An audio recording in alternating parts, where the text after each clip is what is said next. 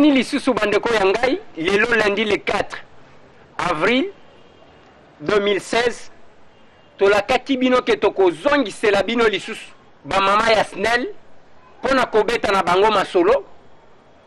Mais wana pe il faut topesa bino actualité ndenge kaka ezalaka na nsima ya élection ya bagouverneur. Tension eza ndenge nini na baprovince, ba oyo baganye bazali kose comporte ndenge nini na ba oyo baganye te. Chasse à l'homme.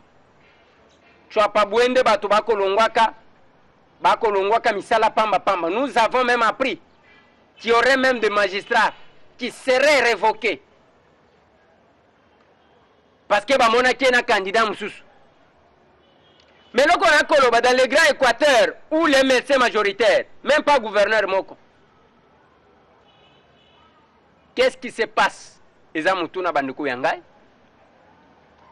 Tokobeta masolo G7 abeti masolo omoni ndenge bazelaka ibenge koche ya pour que match yango elinye beta ibenga kwa alinye banani ndenge na yoka ki batuninga balobi oyo alignement ya ibenge ya mbala oyo eza bien te na lobi ibenga ta soki alinye bana basi bako gagner kaka parce que yende mtu ayena ba victoire ya tozaki na Claude Leroy wa $50,000 koche na Grand Hotel yango na kenda ko tuna mwana mboka Denis Kamba ibenge boloje wa binda vana na Kimbantseki.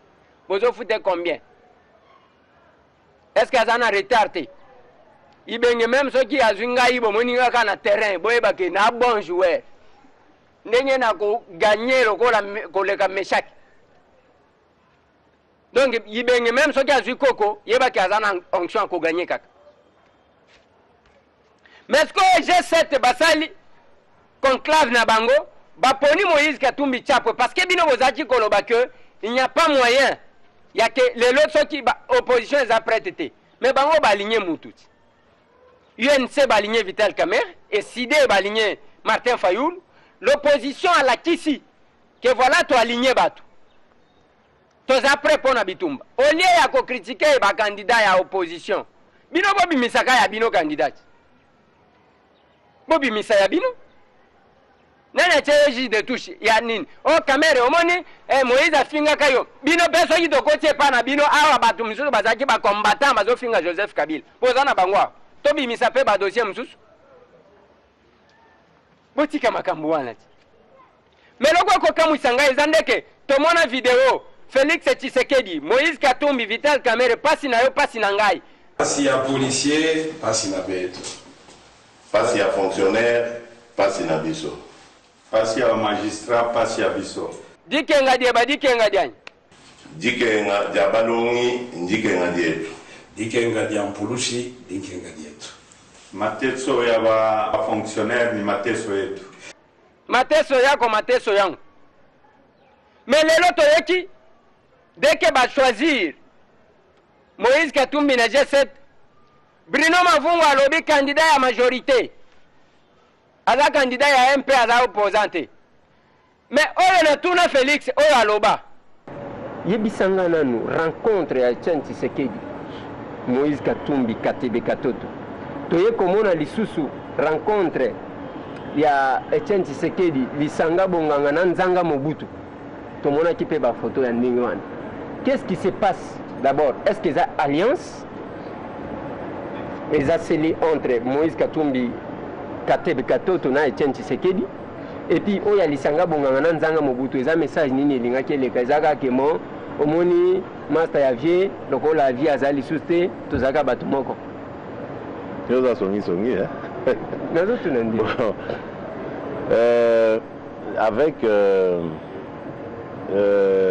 Moïse na grand frère Katebe nous voyons les choses de la même manière. Tous un objectif moko. Donc, nous avons la question élection et Salema, na Kimia, na Boboto, Makile Tangate, Joseph Kabila, Akoro Kenepe, na Bagaranti Nyonso, na Kimia, na Boboto. Nous avons la même vision. Mais place tous na ba divergence et dans la démarche. Biso tolingi kokende nango na ndenga dialogue. Mais bango, pardon, baza comme on a le dialogue. Bon. C'est leur liberté, mais l'essentiel, au moins, c'est la vision. Alors, ce qui est dialogue, et que dialogue est pécité, À ce moment, tu repères ça bango raison que ah oui, mais vous avez raison, bon moni, dialogue, tout compte fait, il n'y a rien. Tu ressens autrement, tu réfléchir pas autrement. Mais pour le moment, tu as un dialogue, ou alors bango va rejoindre le biso, tu as sous force ma case dans dialogue, tu continues, ou bien un jour, ce qui est échoué, donc, mais tu as dans le même diapason, côté objectif, il y a mon analyse. Wana lobi. Nga, ndem tu na lobisie. Qu'est-ce qui se passe? Bonne instabilité, boy. Qu'est-ce qui se passe à Kinshasa, à l'UDPS? Ba relation za ndenge nini? Félix asa kimi pembeni ya papa na ye, Bruno Mavungu aza trop pembeni. To Bruno Mavungu ndazo luka succession ya Etienne Tshisekedi. Toko ya kozongelang. Meloko na koloba. Na kolinga te bato majorité baloba ke candidat wana o moni bozaki ko finga te. Tolobi boye bango ba aligner ba candidat na bango bino pe bo aligner ya bino, comme ça nous confirmons la compétition. C'est ça le problème. Na lingi bolanda ba mama ya SNEL ndenge to solola ki na bango na système ya lisu likolo misumi bali. Bolanda. Bote ba mama. Bote. Mutuna ezo banda na mama nazo préféré ko banda na mama bienvenue. Ozamala mama bienvenue. Nazamala monde. Na sefeli ko yamba yo émission to komi wapi pona mbala liboso. Awa tokomi na suka sanza na continuer ko souhaiter bino bonne fête ou bientôt souhaiter bino bonne digestion. Tokomi na suka te hein, to ça le 29. Ouais. Sanza et aussi le 31. Ouais. Lobaka ka bonne fête. To lobaka bonne fête. Lobaka ka bonne fête. Oui, maman bienvenue. Lobana moi ngo de la femme, pour na nini moi de la femme. Nini bolinga ke changer pour que bozwa moi mobile. Moi de la femme ezali rappel parce que tout le monde a bino de komibali tant mususu bobosa naka esika nini bokokoti ya maman esika nini bokokoti ya femme donc tout ça la moi rappel boyeba moko na moko asosola rôle nini maman mwasi femme azali ko jouer na vie na ye. Est-ce que ça peut-être égoïsme était si pas complexe bozaka na ngobino ba maman na biso parce que autant na télévision zamo mona émission ya ba papa ezalaka te mayela ba papa ezalaka te mais bino émission ya ba maman mayela basi soki ndenge nini alors que toye awa na cadre awa toye zoyamba bino bozaba konzi na kati ya SNEL bozape na ba papa misusu oyo bazali na sena bino nini kaka bozali ko réclamer puis moi de la femme ango ngai na comprendre kati moi de la femme wana bosenga ka biso ba papa tout ça la kaka alors que toute l'année biso kande to somba ka kabelo to sombi téléphone to sombi crédit moi de la femme na kanisa ki boko changer bino pe bo sombela ka biso mais biso to linika to renforcer qu'est-ce que vous réclamez oyo to bosana parce que ba poste bozana ngo ba promotion. La même chose na classe de zotanga ndenge mo. Qu'est-ce que vous réclamez? Merci ndeko na kosepela na motuna wana. Toza ko réclamer na kolobango na français égalité de traitement. À compétence égale, les chances égales. Donc to tangi bisonyo surtout classe moko, ba moko, to silisi to zui diplôme moko, mais tango e komi to zwa position, bo komi kolekisa papa liboso. Omoni bisika mosusu na ba famille mosusu mwana ya mwasi bako négliger batiki ya mobali atanga. Alors c'est moi là tolingaka koti en exergue donc en évidence pour na ko rappeler que ce n'est pas ça. Lelo tozo mona na ba famille mususu basi musu bato bazo kamba ezaka kato bazo somba kabelo ndenge zoloba na ba famille mususu okomona ke mwana ya mwasi mutaza ko simba famille tozali loko mona ba ministre bazabasi biso moko toza ba responsable à tozo simba famille. Donc c'est un peu ça qu'on rappelait que au moni nengolobi bozali ko sous-estimer moi si déjà ozo diminuer moi si na kabelo ozo diminuer moi si na crédit ezabongo te toza ka kabelo te biso moto ko somba kabelo na biso tozele so bino te na ozongi pa na yo ngape na mitu na ka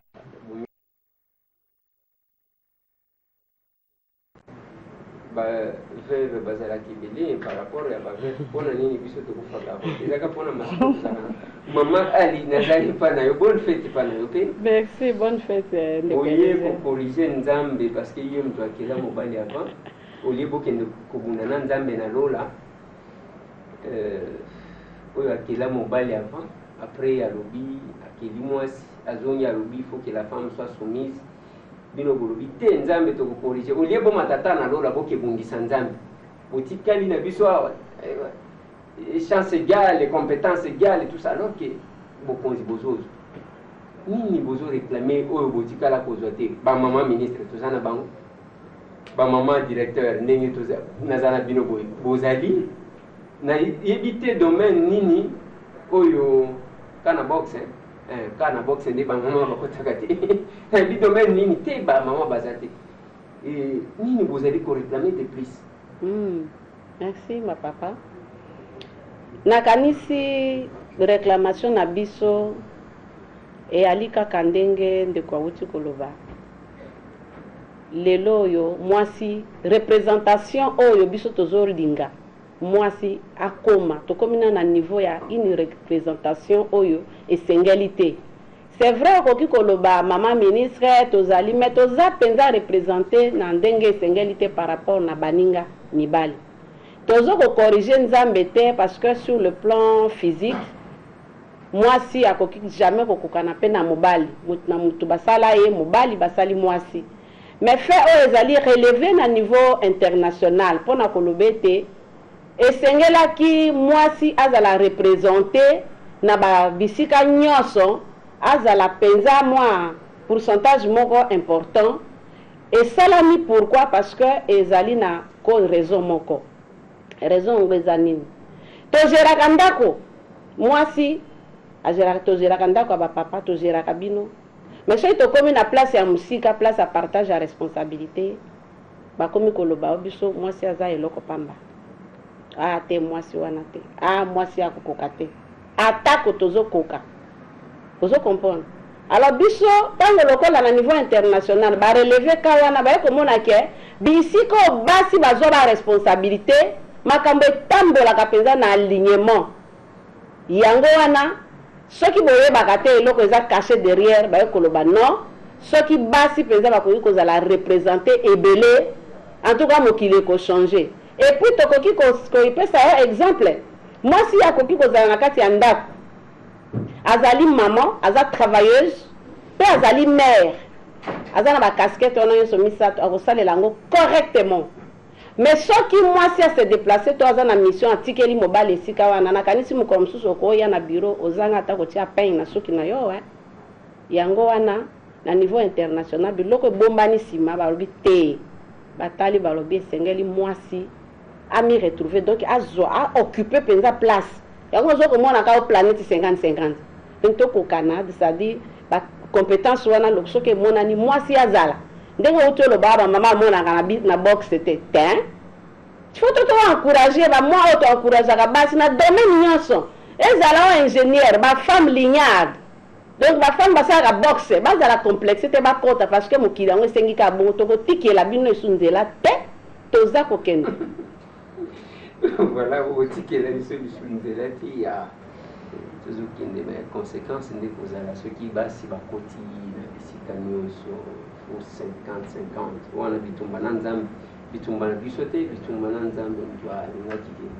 bino bozala bamama snel mpe atali alobi mo tosala nini makambo oyo ya kokotaka en contact na baclient makambo ya commercial tozwa topesa bamama lokola bango nde baza na maîtrise nele mataka pamba te lokola bapapa na bite soki yango nde mtu nde loko ebomaka biso avant eza mpona banere ezomataka pamba bazwi apesi bino est ce que nakoti koyeba lelo bomeka nano parce que tozala na télévision baabone na bino bakolanda bino ainsi de suite relation ya snel lelo na baabone na eza ndenge nini nakolinga pe osala pe interview na cité po oyeba pona mikolo oyo pona ndenge tovandi tosimbi makambo nga nayebi ke relation na biso na baclient eza malamu parce que tozalaka na bango parce que tokendeke vers bango tango balelaka bamonaka biso tokitaka parce que tozwa mokano po tolekaka na babilili mpona koexplike bango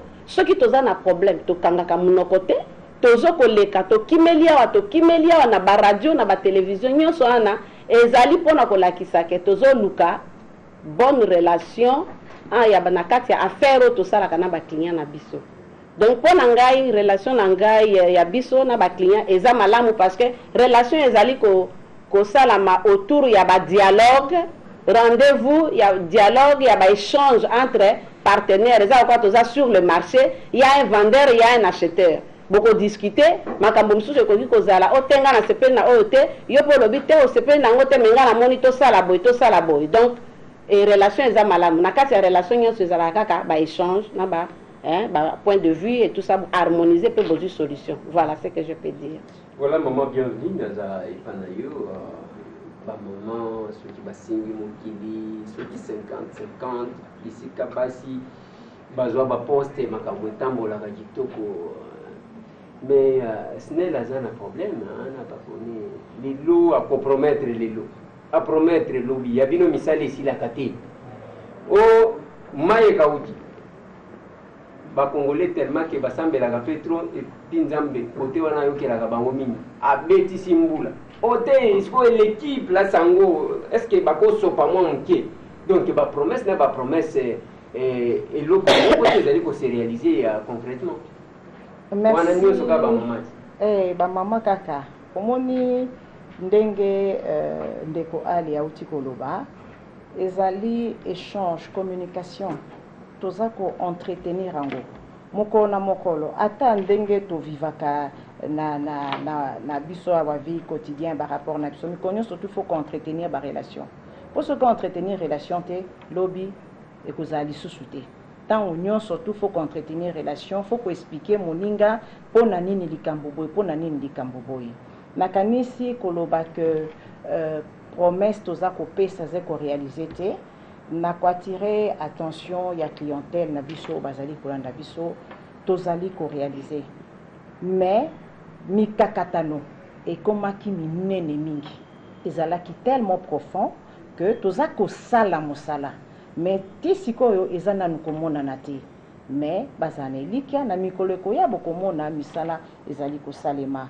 parce que na kolekanoki babosana te lelo oyo sobi tozana courant eza ko uta na inga eza ko uta na ba machine na biso ya inga bozalaki na mama ali na inga omona kindenge zalaki ba machine na biso eza ba machine ya kala ezali machine ya kala inga 1 ezalaki na 1972 donc 72 oya mibale inga 2 ezaki na 82 lelo oyo ça fait combien d'années donc omoni que misala ezali ko salema il faut ko bongisa ba machine wana nyonso to bande kona biso ba client bazali kolinga ba komona lokola ezali lelo ekufi lobby il faut bonga donc o ndengo zoloba boza ko pesa promesse ezo salema te ezali ba équipement ya minene ya motuya ko bongisa yango ezo amikolo donc relation avec clientèle toza ko intensifier donc communication ko solo na bango tango nyonso to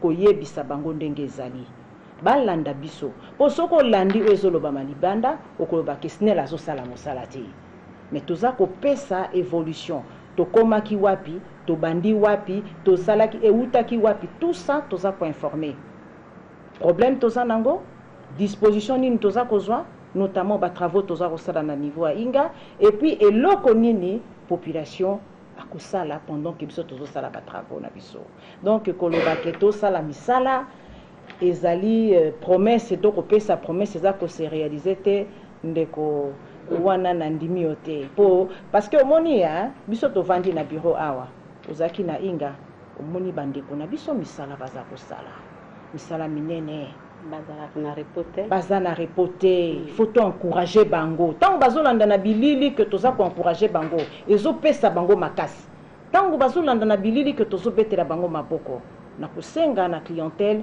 to betela bango maboko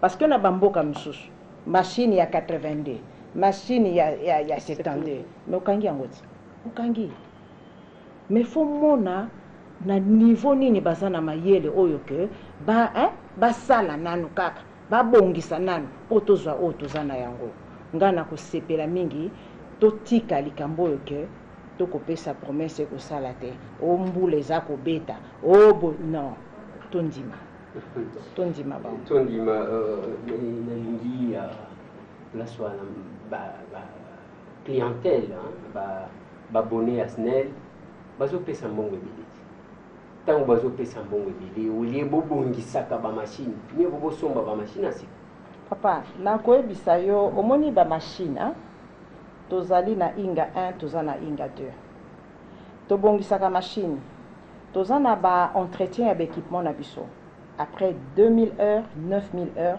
toza na baentretien ya équipement mais après 60 000 heures qui correspond à 10 ans il faut to réhabiliter machine nyonso mobimba ya quoi révision moteur il faut to binisa nyonso tout alors soki okamati machine ya inga 1 il faut compter 30 à 35 millions pour la réhabilitation nango. Maintenant, on parle même de la modernisation. C'est ce que nous sommes en train de faire. Nous avons réhabiliter et puis nous avons moderniser les sources par rapport à la nouvelle technologie. Donc, Kamati Inga 2, parce que ce sont des machines à puissance élevée, nous en avons plus ou moins 170 MW. Alors là, il faut qu'on compte 60 à 65 millions. Parce que Wanana Kolobanayo est le 10e de notre chiffre d'affaires. Chiffre d'affaires, pas de recette. Parce que surtout, quand il a recette, il y a 30% et kokokati. Tokokokati. Au monique, au senga, tosala yango, tokokokati. Yango au moni, misala obokende kotala na mama Ali, moi le boko gouvernement. À négocier, na institution internationale, ba elibiso mwanda mbongo omoni misala oyo bozali kosala mbongo oyo zoloba wana oyo lobi ba pesaka ebele par rapport ya facture enene babone bafutaka mingi penza te mama vanda na yo ayebi esika zoloba wana ye moko motema ne témoin oyebi ke boza kosunga biso tokita na ye esika aye koloba kuna bazozela yo mama bakofuta tosala caisse mobile ayebi obiso tozwa bozwaki kombe omoni o tangu mususu pe lobelaka biso oyebi okoti na ndako na biso omoni kati ya ndako po esika mai etangaka na ndako moto oyebi mais yo oyebi po sokoti na ndako na biso omoni mai place eza kotanga tango bimi lobela pe ba clientèle na biso na kotaki na ndako ya SNEL na moni awa mai kotanga boya na so po totia mai wana soki te biso surtout to dindi oui nazozonga ipana yo mama bienvenue mama Ali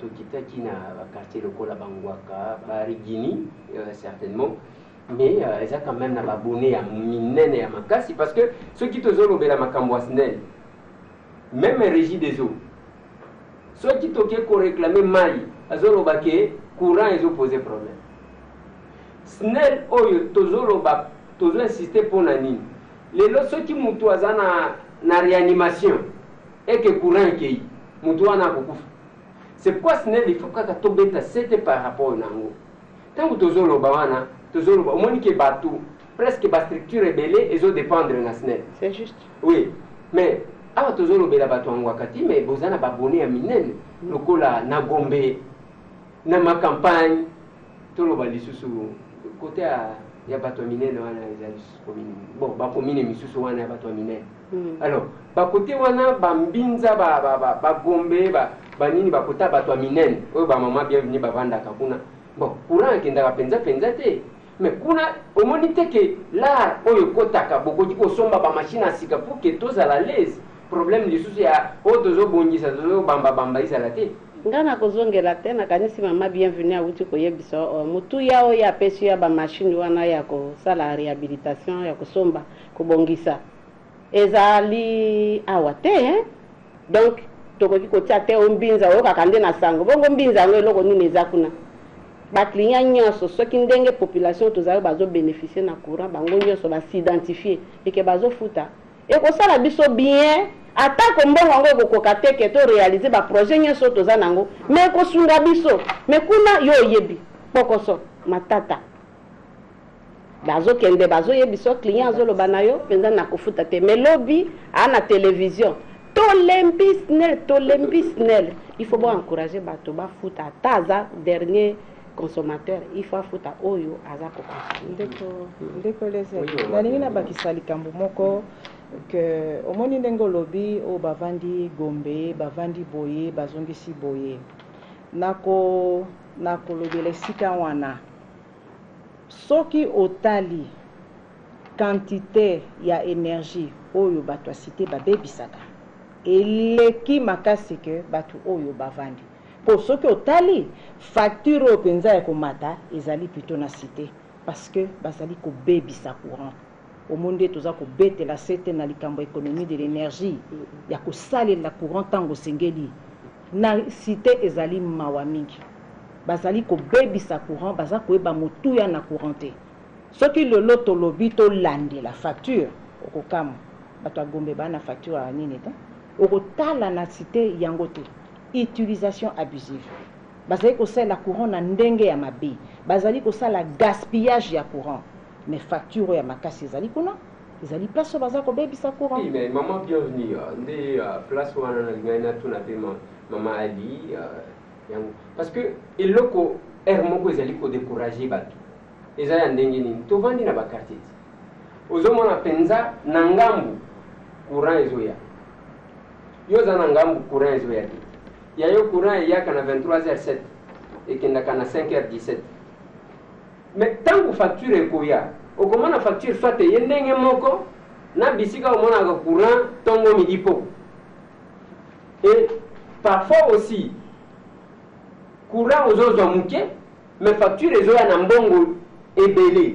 Qu'est-ce qui se passe là-bas? Ce n'est pas une politique qui a découragé bato baza na bonne volonté ya ke baza la nordre ya nini parce que soki mutu atali 45 000 francs atuni d'abord nazana nini na ndako bon courant ngo eyaka 23h07 ekendaka 5h17 bon na utilisaka ngo penza te même téléphone oyo faut tina ngo pa ba voisin mais oyo emati en fonction ya nini. Ce n'est pas que la SNEL bino moko nde bozali ko décourager bato pour ke bakoka honorer ba facture te ndeko motuna wana ezali il faut zwa biso ngonga ebele na kokena mokuse na kopesa mama Ali a compléter pe parce que na kosepela mbala sima to sali émission comment lire sa facture et comment la SNEL facture. Donc ezali vraiment question moko oyo il faut te répondre en to expliquer population na biso. D'abord tango lobby côté kunekei côté oyo ezali. D'abord, pendant que Toza Kosala ba travaux, parce que Toza a un déficit énergétique, qu'est-ce que nous avons pris comme disposition? Entre autres, Tosali programme de délestage. Tosali programme de délestage. Beaucoup qui cause la botala nindako, mais bozali alimenter na départ mon côté ou bien na fédère mon côté et voir même peut-être aussi des cabines différentes. Ça, c'est un élément que nous tenions se faire comprendre. Pour ani yaza nangonga naza nangote. Balaba le kaboli bino metan mususu, boza cabine mon côté. Tant mususu boza départ mon côté. Tant mususu boza fédère mon côté. Ça, c'est première chose que il faut comprendre. Deuxième chose, ezali ndengo lobi facture ya muninga eleki et facture yanga ezali et tout. Wana mama Ali akopesa ba précision makasi. Tozali soki ozu facture ya SNEL. Otali okomona rubrique moko bakomi rabais. Ça veut dire que SNEL na facturation nae na mikolo o tozali ko sala ba travaux parce que yango ndeza ko justifier déficit na biso énergétique na mikolo o tozali ko sala ba travaux totali na oyo quantité et énergie où est disponible to kabola yango et ça de manière rotative. Moi ndambu le lot 5 heures 4 heures ainsi de suite.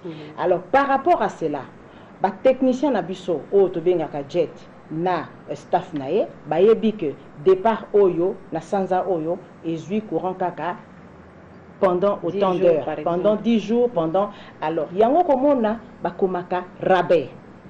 Ça c'est un. Deuxièmement toko kolobate ke to biso kaka SNEL tozana raison to tirer couverture de notre côté non.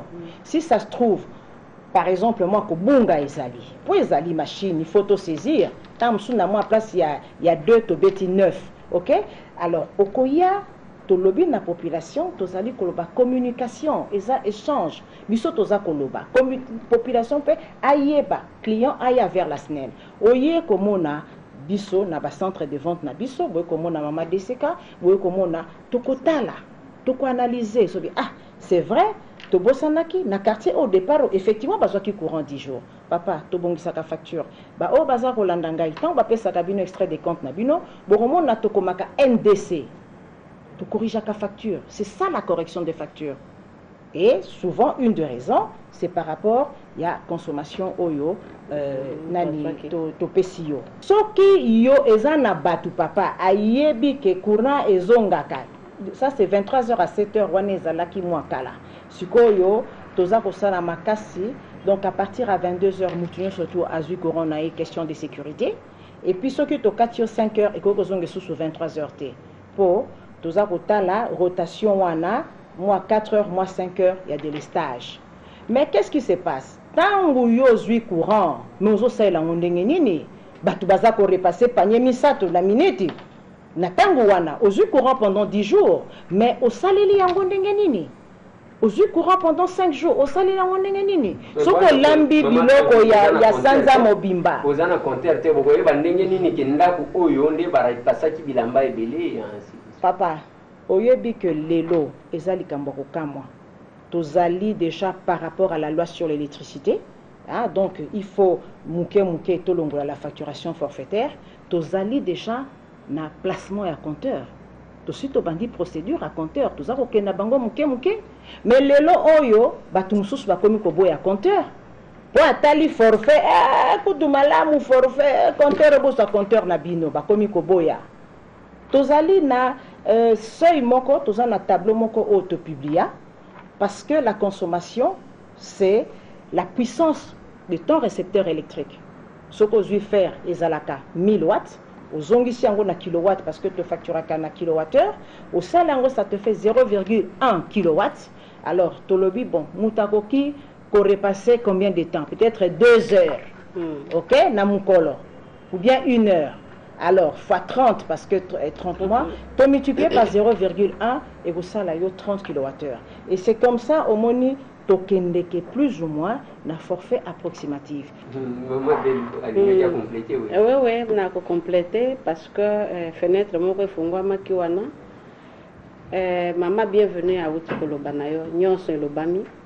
On a kobakisa, elingo kolobake, pour na forfait wana. Toza na fiche moko to benga kango fiche contractuelle. Oyo po yo lobi to ana compteur te mais to zwa ki ba disposition ana po en attendant to équiper ba compteur na ba point alimentaire nyonso. So to yena ndaku na yo ba sali ba récepteur na yo signé na ngambo représentant ya SNEL a signé. Nde wana ekomi base ya calcul na yo. Ça veut dire que en dehors du fait que biso to zoka ba récepteur wana ce qui est comme na suka sanza to sala ke loko to sala ka nini commission de validation pona kotala tant nini oyo penza atako planning ya délestage ezalaki mais est-ce que bato bazwaki réellement na ndenge sengelaki soki bazwaki na ndenge sengelité bakosala temps d'indisponibilité wana c'est-à-dire temps obozwaki courant te batie yango na kati ya calcul yango nde mama lobai makambo arabe mais lokola bato baza ko comprendre te tozo expliquer mbala na mbala bazo ndima biso te mokonzi na biso ya entreprise akendeki kozwa mokano liboso ya ba imboka o bali ba député pona koloba te pona transparence eza na kati ya gestion ozomona to keti musika pona a impliquer population na kati ya gestion ya makambo etali facturation. C'est-à-dire lelo yo to komi na ba commune to kende ko implanter ko installer ba délégué de cabine na ba commune to yebisi bango avant to bimisa facture na biso sengeli boya bo vanda bozwi ba kaye na bino SNEL somba ba kaye pesi na ba délégué na kanisa ko zana malamu mingi to illustré ko zwa image wana otia population mona ndenge to taravaka na ba délégué. Alors bakotala yango ekomi na suka sanza bato na biso ya technique babimisi ya bango pe babimisi ezalaki boye te oui toza d'accord te avant facture ebima basalaka ndenge nini ndeko nanga otiki gestion ya bureau bazwi bato ya libanda balobi bino pe boza bana mboka malamu boya kotala oyo tosala tokomi na niveau wana. C'est pour dire que tolingi transparence il faut pe kondimaka biso na ngonga wana. Voilà. Donc mokano wana mokonzi ya SNEL akendaki kozwa devant le parlement. Eza kozwa ba délégué de cabine. Ba délégué de cabine bokozwa bango parmi ba gens ya SNEL ou bien la population pour que bakoka ko te mbela epesamaki mpona koloba na bakambi ya bacommune ke bango parce que bango bazali administratif bango bayebi population na bango bapesa biso bato bamoni ke baali honnête bato bamoni ke baa na mwa connaissance oyo bakoki kotalaka makambo wana yango wana babugumese bango nde baponi bato baponi bango tosali yango elongo na commune na province na donc na gouvernorat na babugumese nyonso baponi bapesi biso liste bango moko basalisi macaron bapesi bato wana babugumese baremettre na badélégué nde wana badélégué bakomi kosiéger na biso et puis na kati avant mpona koyeba ke miso ya l'état eza na kati so basisi mosala nyonso mutu moko babengaka donc so otamboyi na bacommune nyonso komona mutu moko babengi représentant ya énergie ya ministère ya énergie azalaka na commune ye nde akosigné na suka mpona lobake ça va j'ai validé nde tobimisi facture et nazozonga eka na yo mama Bienvenue SNEL bozali kosala ndenge nini face je crois que maman de la répondre comme ça nayepa na yo face ya clientèle oyo aza na bacaprice na ye na ndenge na ye akomonela makambo parce que ntango tokita na yo sur le terrain okuta na quartier mosusu okomituna agence SNEL yango azalaka kote nini toza na bayaya moko wana mpenza baspécialiste même soki cabine bakangi deke baye balobi mo bosangisa mbongo bosangisi mbongo komona kaka courant ekendaki wana ta ezongi donc bakosala raccordement azwi boya tie boye ainsi de suite ekei mais ndenge nini bozali kosala alors que biloko wana nalobaka na yo j'ai fait même les calculs lobby na voisin na nga moko qui a dit que apesi bayaya wana déjà mbongo ekomi ba $200 nalobi ba oyo okomi kofuta plus que mbongo ofutaka na SNEL yango alors bozosala ndenge nini d'un côté vous avez les travaux ya kosala mpona kosatisfaire clientèle de l'autre côté bozana clientèle oyo olobi ke aire moko boke kotala moto alobi na kofuta te bozosala ndenge nini pour que bozwa makoti esengeli kosalisa misala mpona courant ezala vraiment assuré na bato ata avant naloba makambo ya makoki papa eleze nakayisi fi bosunga biso bino nde bapanzisa yango eloko oyo toza kobetela yango sete toza koloba na population boyede biso koyede biso SNEL eza nini il faut kodécourage bacomportement wana bayaya wana toyoka kaka sango bapesi mbongo ntango tokitaka na terrain bolakisa moto opesi mbongo tomonaka te yango tolobaki boye personnel ya SNEL eza moke biso mpe toza banzambe te mpona ngongo oyo makambo ezosalama na quartier songolo mpe pakala toyeba mais tolobi na population aide biso na lolenge nini papa Eliezer tolobi soki bomoni bato wana bayeba baza kokongola mbongo to mpe boyebi na quartier parce que bana wana na quartier population eyebi bango oyo aza kosala makambo ndenge wana bodénonce bayebisa biso moto boye asalaka makambo boye ntango bokodénonce ezali effort na biso nyonso tosangisi parce que il faut se prendre en charge population ebake akodécourager comportement wana dénoncer babengi biso topesa ba numéro ya téléphone bobengi biso toyebisi tokomi bisika yango tosali plainte en bonne et due forme plainte wana tokomi kosala siko ndenge nini plainte wana tokosala en bonne et due forme tozwi copie moko batiki na commune copie mosusu batiki na quartier epai population wana avandi de manière à ce que so bamoni moto ndenge wana aye lisusu bakanga ye et puis bango bayokaka soki asi ayebi ke basi basaleli ye plainte akokoma esu na quartier wana te mais soki bolobi botikela biso SNEL charge wana nyonso SNEL akoki kose substituer au pouvoir public te mama ali okofunda nani SNEL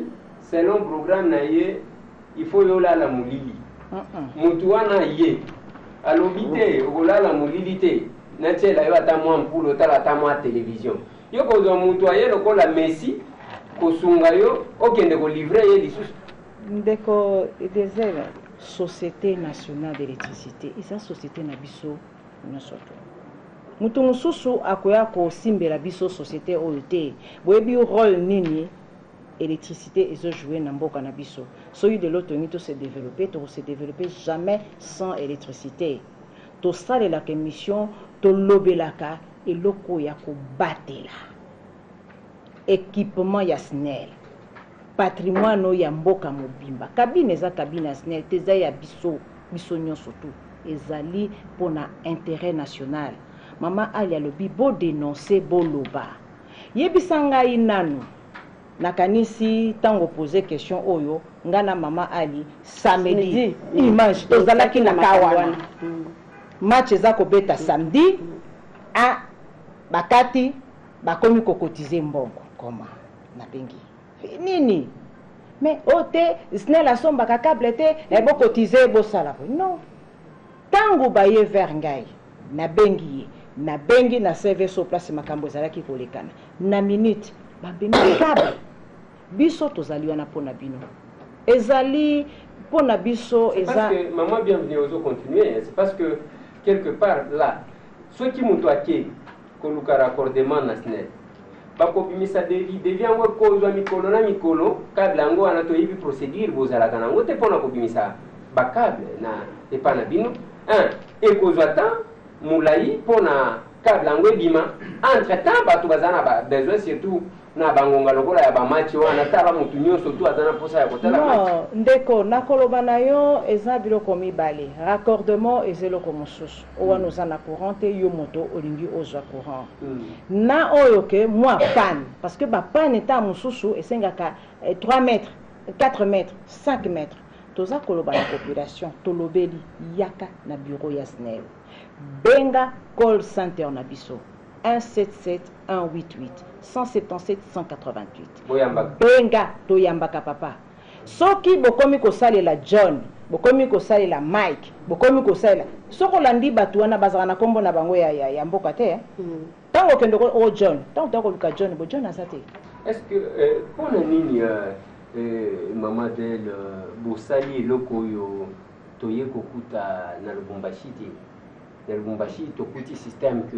ceux qui bakuti particulier azoteka bakable ya SNEL wana bakangie ezali awa na Kinshasa okomona boye botie câble SNEL akoya tie câble bakartier za ebele o makambo nazoloba eyebani batie câble lelo butu bayaya wana baye bakati parce que bazana posa koluka mbongo soit bamemi yango na bayaka bake koteka et vous trouvez que câble botiaki yango wana ezoteka mawana soit kaka bango wana bazongi ko renégocier na bato non voilà câble eziki câble bayibi câble et puis okoluka lisusu place akosomba kaka bango wana bakobimisa kaka bayaya yango bautaka wana baza ya wapi me bayaya yango baza nani baza ba agence SNEL ou bien bazali population moko mususu bamususu tozomona okomona mutu alati eloko moko boye alobi aza mutu SNEL moko yango natunaka yo même nalobi balati te oui yango tolobaka peut-être bilamba eke d'ailleurs kutu tosalaki émission moko oyo tolobi que parce que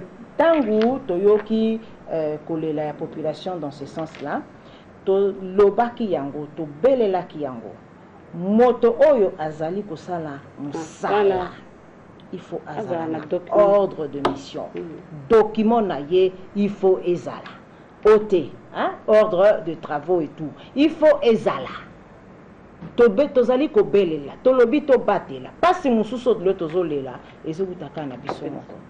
Deux questions importantes nalingi natuna est-ce que nalingi wana bo répondre a una mukuse est-ce que basombaka de l'estage SNEL a instaura un système ya kosomba de l'estage te SNEL te ka bayaya wana oyo zoloba wana SNEL te SNEL akoselo wana te biso okende kosomba biso tosali planning ya délestage SNEL asalaka planning ya délestage mais oyo asombaka eza bayaya wana oyo zoloba bango nde bateka et puis en plus de cela haute direction na biso azwi mokano na minute oyo soki bakweli yo agent o batangi kombono na kati ya makambo wana ke yo oza en connivence sanction disciplinaire eza kolanda yo tozo sakana te na likambo yango yango tozobenda bango matoi, ça sert à rien. tozana suka ya émission ba maman nalingi napesa bino possibilité ya koexpliquer difficulté nini bozokutanaka nango na relation ya bino na clientèle. Difficulté omoni lokola mama oti koloba kozanga koyeba mabe mosusu ezali parce que moto aza koyeba te akoyeba te ke na osala mabe ntango toza kosolola alomoni ntango tosalaka basensibilisation toza kokita bisika na bisika mwa moto ezalaka nde boye donc ayebaki te yango omoni ndenge tozwaki mikano bakonzi na biso ya SNEL tokomisa to intensifier to lendisa baison. Ah oui. Merci na ba maman SNEL pour la prestation na bango. Mes populations ba ko benga ganga de partout.